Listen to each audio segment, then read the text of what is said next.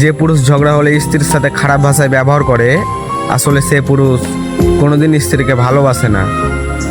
আবার ঝগড়া শেষ হলেই বলে, আরে আমি তোর আগের মাথায় বলে ফেলেছি।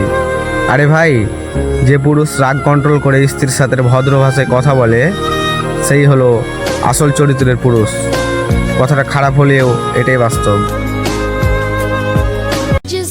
বাবার বাড়িতে স্বামীর সম্মান না থাকলে মেয়েরা সেটা প্রতিবাদ করে, বাবার বাড়ি যাওয়াটাই বন্ধ করে দেয়। আর স্বামীর বাড়িতে যখন স্ত্রী অসম্মানিত হয়, স্বামীর তখন মুখ বন্ধ হয়ে যায়। কি বোন, ঠিক বললাম তো?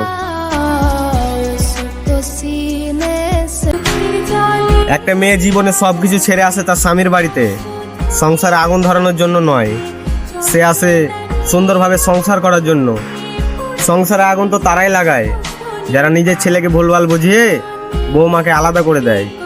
কি বোন, ঠিক বললাম তো?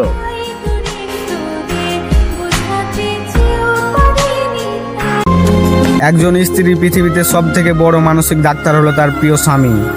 সে চাইলে 1 সেকেন্ডে তার মন ভালো করে দিতে পারে, আবার চাইলে 1 সেকেন্ডে তার জীবন শেষ করে দিতে পারে। কি বোন, ঠিক বললাম তো?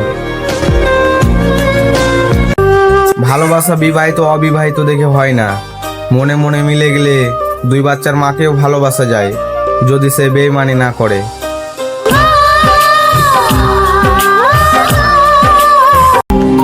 আপনার স্ত্রীর প্রতি আপনি নরম হয়ে যান, তাকে ছাড় দিতে শিখুন।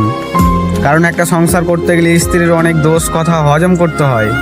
কারণ আপনার স্ত্রী হলো আপনার সম্মান।